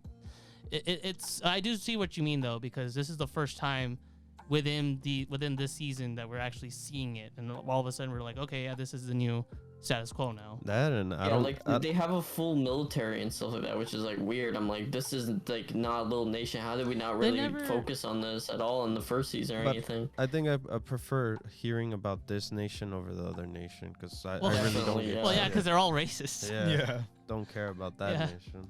Yeah, screw them. Like the only people that we care about from there is literally Lena and maybe the scientist, maybe her friend. That's a big But maybe, it's bro. like, Maybe, 'cause Yeah. she's kind of a jerk. Yeah. because she's still kind of racist. Yes. Oh, most definitely. But yeah, man. What do you think of Photo coming back? The robot. Oh, Fido? Yeah, Fido? Oh man, I love Fido. Fido was like Fido and the cat were like the two characters that were just kind of like, you know, they're obviously mascot characters, which you know we'll get to that. Oh, the mascot. I just find it weird because like I know Rabbi was saying, oh, when someone dies, they die, but this whole season has been people not dying when they should have been dead. Josh. And I feel betrayed when With Fido? yes, because his death was like the most impactful for me. Yeah. Of the He first had one. like the best episode, Yeah. and now him just coming back is like It feels I why? feel Like, cheated. I feel come ripped on. off. Yeah. So like when you rewatch the show, that's gone. That's like, oh, he comes back later. Yeah, And like that impact is gone. In fact, the whole impact of them all marching to their death is gone, which was like one of the best parts of the show because it was, in the like, first season, the yeah. most real. I did like, mention honestly, this season, I'm not saying it ruins the first season, but it changes the whole dynamic of it. Yeah. So Yeah. far. Most definitely. Yeah, the only thing I have an issue with it was their cast so far. Not much as Fido. Fido's kind of easy to like actually just get his core. Yeah. You know. Put it. it's a robot, so It's a it's like you robot. can robots. I feel like in any media in general, like robots are like super hard to just permanently kill off. Because Yeah. even if you do kill them off, like you're gonna get, you know, maybe the same exact one that looks like him. Yeah. That's eventually gonna develop like that same robot. So it's like, you know, how are you gonna work around that? Yeah, but it just didn't feel right. But I do appreciate, you know, what they did to the site with like the memorial piece of all the soldiers got named. You know, that was cool. I was like, that's what they wanted. I think for me, Yeah. I think for me personally, because Fido, I do agree with the Fido thing. Like that one does undermine the whole death in general. I think for me, the one that's kind of weirding me out a lot is the fact that there's like mascots. Yeah. Like that is- Frederica being like actively part of like the military. conflict and everything like that. I'm like, why? I feel like it's just It's like Yeah. this it's is just really an- weird. I feel like it's just an excuse just to have her around. Yeah. Oh yeah. Most definitely. I feel like there's a lot of like weird things in the season that kind of not undermine, but like kind of just like why is it there? Like even like the characters, our main characters, they're focusing a lot on Shin, which is fine, but Shin's a really boring character. Like he's very just monotone, very like I only fight for war and stuff like that. And the other characters were super interesting, like Anju and you know Dio, the Raiden. blonde hair guy and stuff like that. Like and Karina, the red hair girl. Like I just want to see more of them as well instead of focusing so much on Shin just being like kind of an edgelord. Let's I focus think- on like the other characters who. Honestly, Yeah. that made the first season. Their personalities, them interacting with each other. We barely heard anything about them in 2 episodes. Yeah, and I think we'll see further on from that. We have Jobless Reincarnation. I will seriously try this time. Episode 2. Got more on Roxy. Yes, Roxy and her group.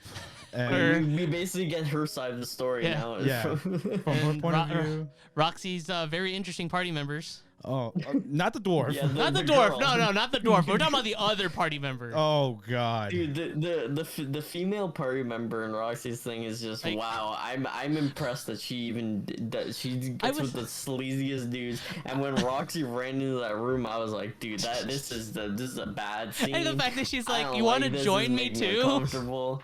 Yeah, that was weird. That Because was- like, it was obvious that they weren't gonna get any. Like, she wasn't actually interested in getting any actual information. She was just in it just for pleasure yeah, Yeah, of seriously. the most carnal variety. like if she was The like most- a deadly sin, she's definitely lust.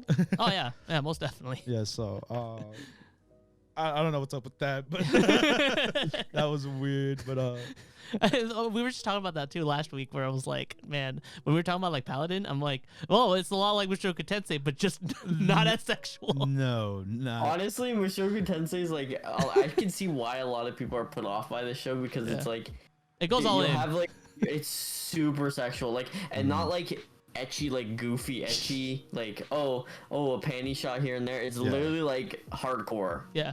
Like it's pretty hardcore. It doesn't shy off from like the dirtiness. It's and even in this episode with him and Eris and stuff like that, like that's pretty hardcore. Oh yeah. And I was like, bruh. Oh, when he was out to sea and he needed like a little bit of alone time in the bathroom, I'm like, my Yeah, God, I was like, dude, this does not happen And then in she normal straight up- ecchi shows. she straight up like takes a whiff too. It's like It you smells. smell funny. Oh God. It's like, dude. oh man. And then he's like, man, I just want to cop a feel. And she's like, I'll let you. And he's like, no, I need alone time in the bathroom. Jesus Christ. But yeah, This show is really raunchy, Yeah, it's and like, great but in a rat. very natural way too. Like Yeah. it's not like super like panty and stalking raunchy. It's like normal like raunchiness. Yeah. Like what you would talk about with the boys. yeah, or no, something. most definitely, and it makes a lot of people very uncomfortable. Yeah. But other than But that, it's actually refreshing in my opinion. Like I No, yeah. enjoy seeing No. that side of it. most definitely, and I think if people complain about this, I want to hear all those people that talk about Rito Healer, honestly. So, Yeah. anyways, but the other half was the whole smuggle. Oh yeah, that was Can't. really smart on Rudius's part, because it's like, you know, there's not going to be an easy way of getting Ryujerd into the continent. So it's Yeah. like, what do? Oh, just put him in through smuggling. Mhm. Pick him up later. But What? then they pick him up later, and they're like, uh-oh. Yep, there's kids here. Of course, it's smuggling. So And he's like, no, I can't leave the kids. Yeah. And then they go, and then he literally murders everybody. that's cool. It was a cool time lapse though, that you get to see his hair steadily grow Yeah. back. So it's like, oh, we can't really hide That the is fact cool, that he's a yeah. super. Okay. It's just the small details in the show that make me love it Mhm. because like it's attention to detail. Like I said, like the detail of his hair growing It's- back. Like how many animes would actually like put Do the that. time No, and effort let to me be ask like you- let me ask- showing time pass? Let me ask you a much more interesting question. How many animes out there where their studio is literally made to just develop that one anime?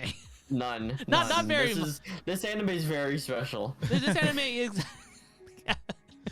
Yeah. Okay, explain to me. There's one scene like he has full hair, right? Uh-huh. And then he's bald again. Like. Because he killed everyone and then he went and shaved Oh, it. yeah, That's why yeah. it took so long. Yeah. Oh, okay. Yeah, he shaved his head. He just didn't. Yeah. He just didn't say We it. didn't. Okay. It was just off screen. I just because wanted he to just know. did it. But yeah, it keeps true to his character. It's like, hey man, I gotta save all kids, Yeah. And like they murdered one here. I can't walk away from I gotta that. say That was all- actually it was actually really sad to see because you saw all the kids huddle and you just saw the other one on the ground dead Yeah. and I'm like, dude, Yeah. the show is like doesn't not hide. It's And just the kid's just dead on the ground. And the reason why they died, why that kid died, was for the pettiest of reasons. He was crying too much, so Yep. we killed him. Yeah, they just literally beat them to death. Mhm. Yep. And that's terrible. And But the dog, Rudy though. is The now going dog. to get captured because they think that he was the one A whole who was big- abusing them. big misunderstanding. You're the Huge villain of- misunderstanding. Also, the dog scene. I don't know what's going on there. What? Oh, are he you was, with the side with the petting the dog and he was with the getting, it was getting Beastman? weird. Oh, I don't know. Because you know how like the Beastman was like, you're doing a lewd face. That's Oh. weird. I'm taking you Yeah, with he was me. getting a little No, weird I with the think- dog. I don't think he was. I think it's just because his face is just naturally like pervy that way. Because like, I think it is. I think it's like that too. But he was making some weird sounds, man. If you go Um, back and watch the episode, he's making some weird sounds with um, that dog. Hey man, I don't know what's going on. He's gonna Maybe pay he for- needs to go to the bathroom again. I don't oh know. my god! he's paying the ultimate. All right, He's paying the ultimate consequence because that of that. idea didn't come into my head, Josh. I think you're the. Maybe he was thinking about Eris again. I don't know what Oh was my going on God. with that. No, God. I think it's because since he has a pet, like an animal, like with fur, he's just like he's overreacting like that. Yeah, because I don't know about his old. They never talked about that in his old life, but He had a like, pet.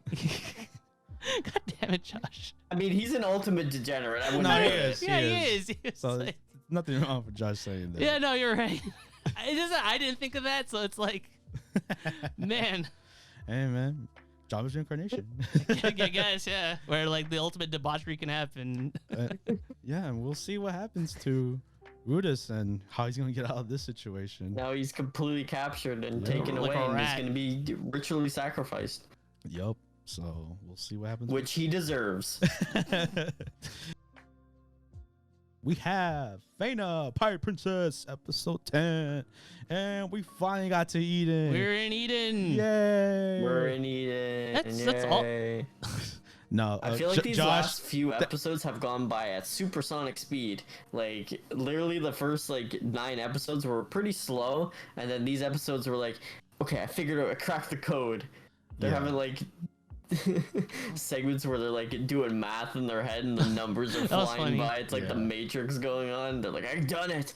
I've done it. like they've been on the journey, but we don't see the journey. Like we get to the destination, and it's just Yeah, like, we never Yeah. see like the journey. I want right? to. I We want to just- say that's we probably. just get there. I want to say that's probably just the lack of episodes, because this is obviously just going to be like a 12 episode Yeah. anime. So I it's think like, I think so too. I think I remember thinking while watching this and just thinking like, man, this should have been longer. Yeah. Like it would have been so good if it was just a little bit longer. just 20. Like, If they stuck to 24 episodes, that would have been perfect. yeah, I think so too. Yeah. Because like our main group, like we barely know them. Yeah. Like who are they? Makaba, he made the bow. Oh, yay! Karen, she's afraid of the dark. She's a girl. I got She's a I, girl. I got 2 things pretty much. One, the world itself, there's no creatures or anything to like allure. Yeah, it's really anything. empty. It's really empty. And then of course the characters themselves, Yeah, the only we don't bad connect guy. as much. The only bad guy they fought was just the women pirates and Abel, Abel, the blue demons. the blue demons, not the red demons, the blue demons. But what'd you guys think of I- Eden? It's pretty It cool. was, It was it pretty was cool. beautiful. I like her dance. Her dance was really nice. Yeah. It was pretty. But I'm getting this vibe, man, where it's just like The it payoff just is gonna feels be like an really bad. Uncharted game where everything works perfectly every single time right off the bat, and she just knows everything. Also, I don't really like when Fena goes into like it's never really explained when she goes into like her trance state and she starts like moving around and not talking. It's a really big like character tone shift from her usual character. Fena? Yeah. Yeah. Like Fena. yeah, like she Fena? sometimes she'll just be like walking and like is quiet, and then she'll be like one word answers Fena? and stuff like that. Oh, Yeah. oh, I know what David. Now you got it, huh? Yeah, where Yakimaru, his whole dialogue is like, Fena, Fena, Oh, you Fena, there? Fena, Literally, yeah. And Fena, what are you doing? Yeah, Fena. Like, and that's not explained. We have like 2 episodes left of the story. It does Yeah. not explain why she goes into that weird trance. I think like I'm like with Josh. Like after the whole like boat battle, like if you even call that a battle, Oh, wait, Like- like Abel captures. yeah, Abel captures and shoots that one rocket. Yeah. Like it's just been, I don't know. I feel like I've lost interest, Mhm. and like especially like, when we're eating and there's like kind of nothing there. It's just a beautiful island from I the feel outside. like I might have jinxed it because I wasn't in the podcast before, and like it was starting to get interesting. It's like, oh, I'm here now. Everything's not. I was super hyped for this in the first few episodes, but me too. really, I think this anime it's not even a bad anime. I just No. think it lacks content because it's so short. I feel like it really needed that 24 episode time limit, man. Like it really needed it. I was planning on. Because it's a huge story, like it's a big, adventure, and they're trying to cram it, and I could tell that they're really trying to cram it in 12 episodes. I was gonna save this for when we get to the end, but I'm gonna say it right now. I was really expecting this to be a legit pirate anime. oh my god! Because when we were talking about Fena, I was like, man, the only pirate anime that's around is One Piece and Bodacious Space Pirates, and that's it. and they didn't bring the pirates, bro. There was only one pirate crew, and And none of them are And they bodacious. died in like episode 4. Yup. None of them are bodacious. None of them are bodacious. And you know when we thought like, oh, some of them would live? Nah, they just yeah, died. they just died.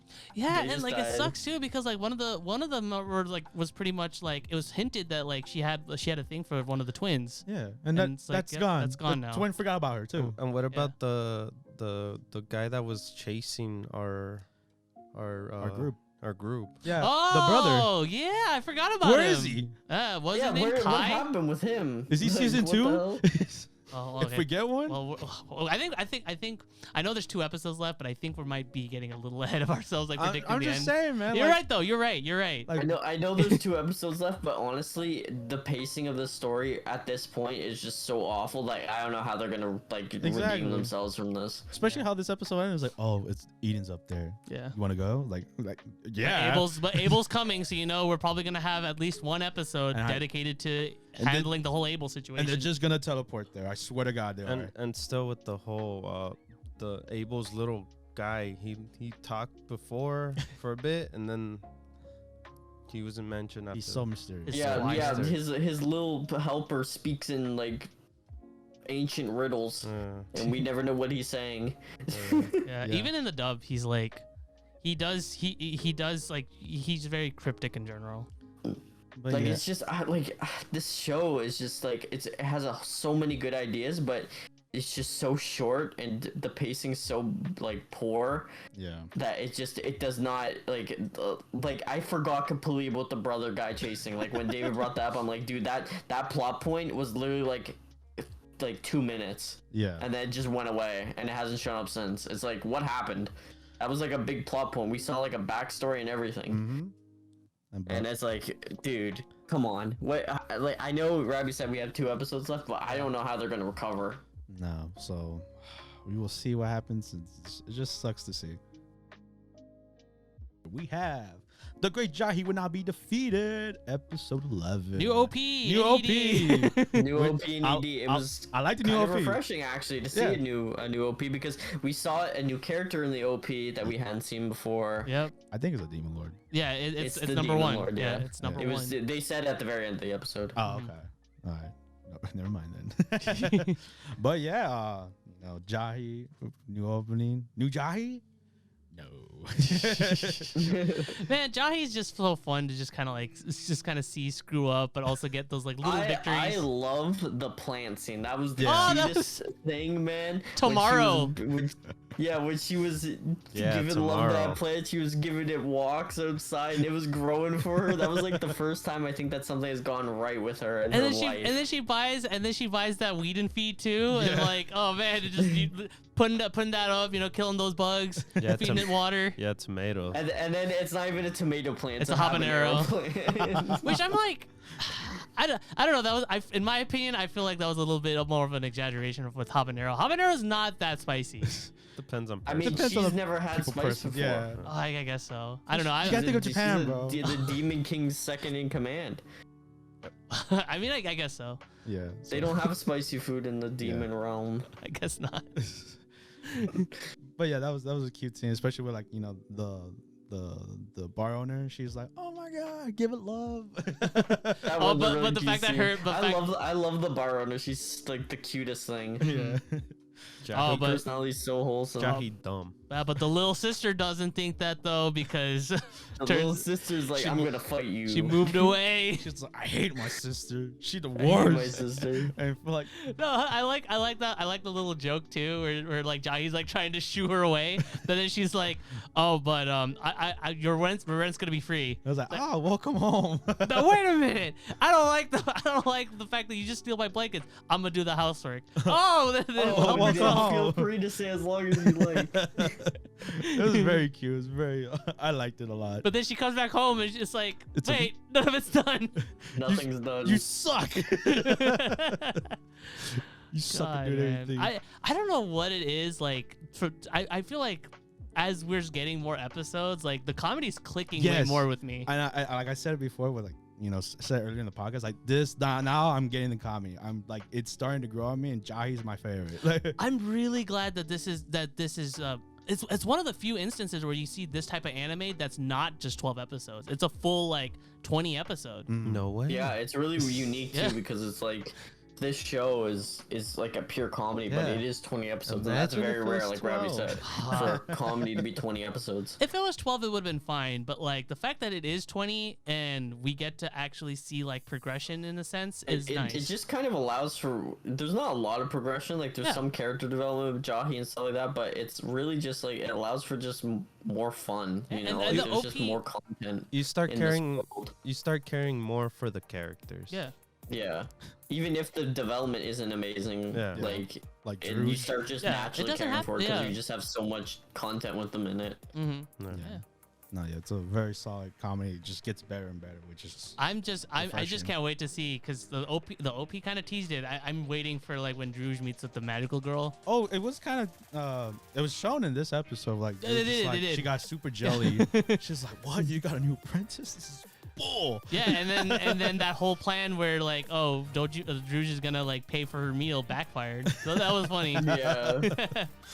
Oh my god, yeah, that was great. And I was actually upset with that because I was like, dang, Jahi's screwed. How's she gonna pay for this? No, but it Daruji kinda works. just didn't. I don't think Daruji paid for her own meal. She just walked down in No, anger, and I'm and- like, dude. But I feel like it works because that is something that Druge would do because of how like one track minded Druge is when it comes to just like pressing Jahi. yeah with just Jahi in general. Like she's just Well- super one track mind devoted to her that she's like, what? Also, I feel like Daruj is like comes across as this really nice person, but I don't think she's that nice. I think she's only nice to Jahi because she It's- likes Jahi, but she's like been shown to be quite rude to other people. No. I think what Quite it bossy. well, I think well, I mean, it helps that she's from the demon realm, but I think what it is that it just this isn't about Druge more so that it's more about her assimilating with human society much more easily than she's very accustomed Jahi to it. has. Yeah.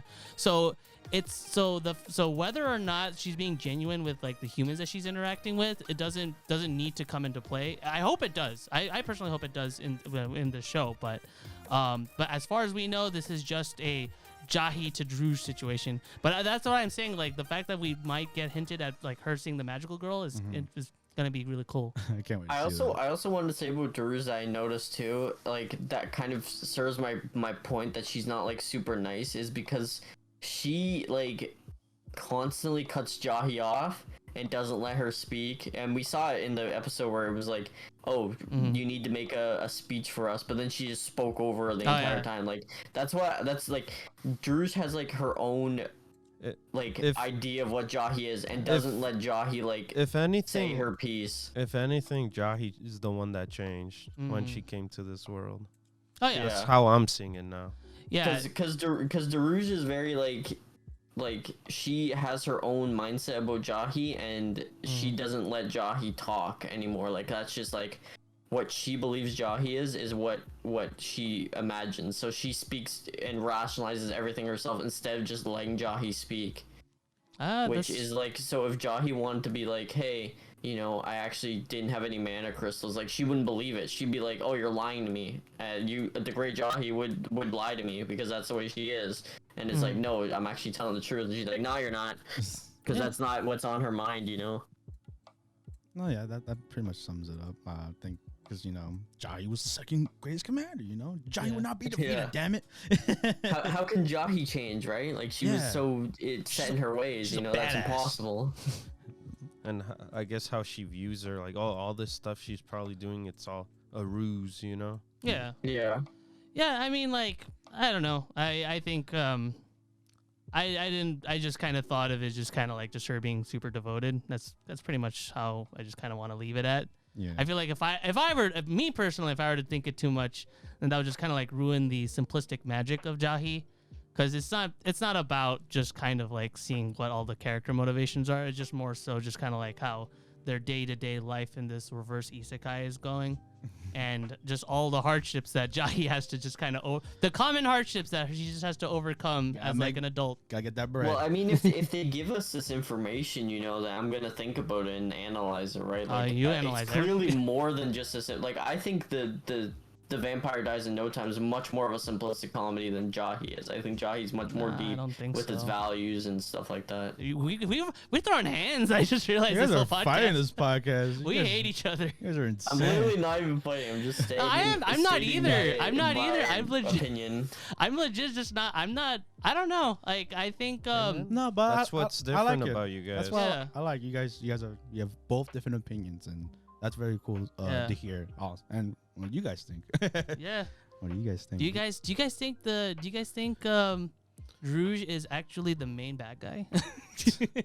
I literally never said that. I But don't yeah, like- do you guys think that Jerusalem is the main bad guy? Josh.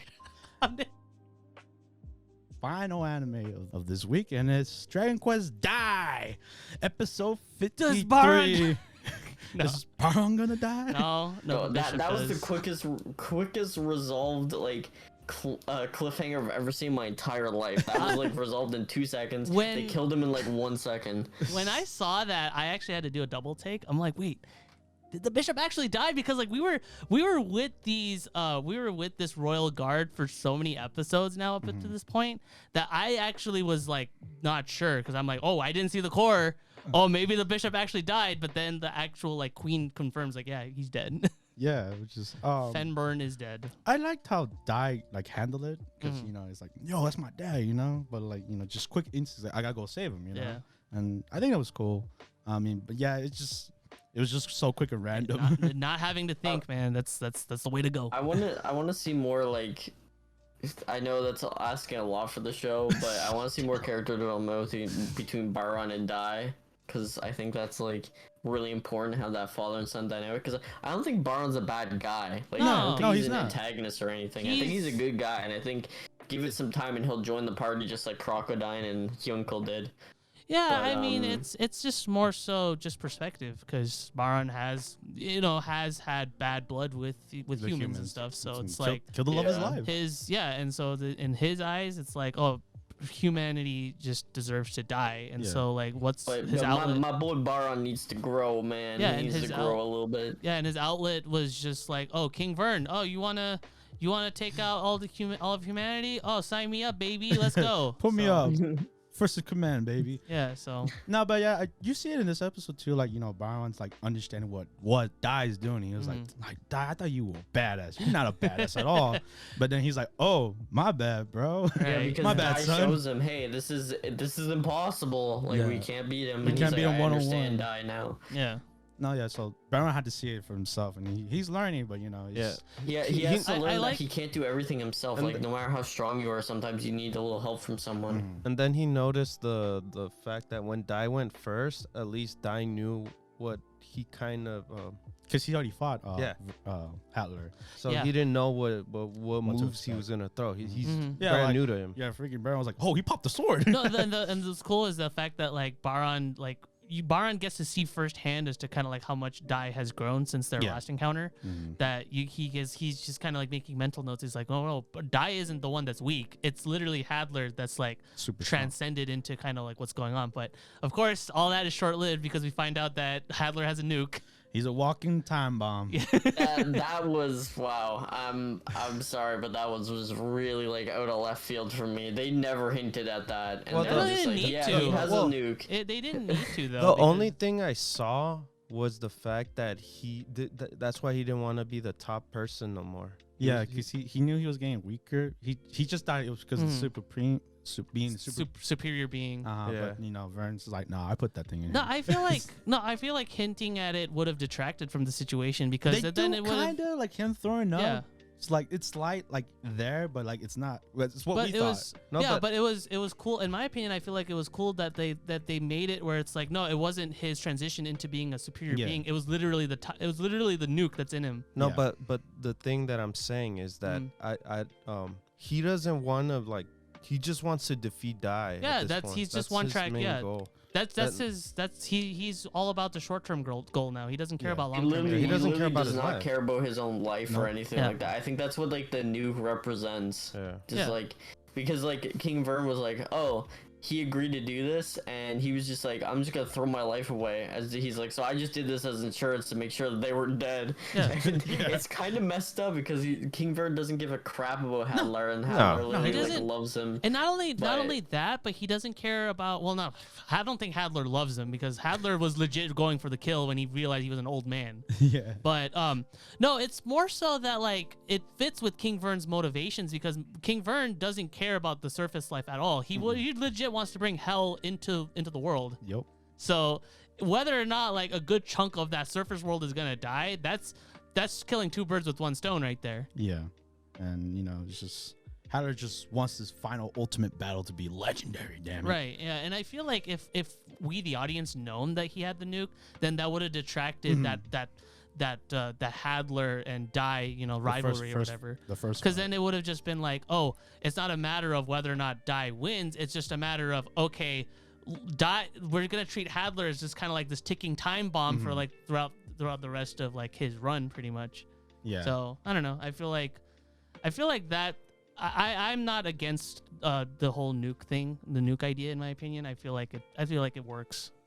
Yeah, I think so too. I mean, it's like Josh said, it's random. It is random, yes. I do agree with that. It is random. But we'll see when it blows up. Yeah. It's only a matter of waiting and see what happens. Waiting it out. Yeah, but this episode was a lot, the shonen aspect, talking about it and all that stuff. Yeah. So hopefully next week we get all that action, all that glory with Veron and Dai combos. That's what I'm waiting for. This was mostly a conversation piece at this point, because most of the whole episode was pretty. Yeah, like I'm not even gonna mention about like the other chess pieces and Oh yeah. the other members. Yeah, it was pretty. It was a slow one. Yeah. They don't do much. So we'll see what happens next episode, but keep on chugging with this one. And with that wraps up the podcast this week. We have no news this week. It was a slow week. It's crazy. Unfortunately. Yeah, it is crazy. So and with that, like always, guys, I need you guys to special beam cannon that like button, destructo disc that subscribe button, solar flare the notification bell, and Kamehameha wave that subscribe button. And Masenko that share button, so that way the whole world could raise their hands up and see how cool we are. Drop the spare bomb on this podcast. Hell yeah. And like always, I'm your Super Saiyan host, Omar. And I am Lord Robbie. This is your Prince David. And this is Josh. And with that, we'll see you guys next week and see where we come up with our intro. I'm having fun with this. Yeah. Later, guys. Bye. Bye. Bye.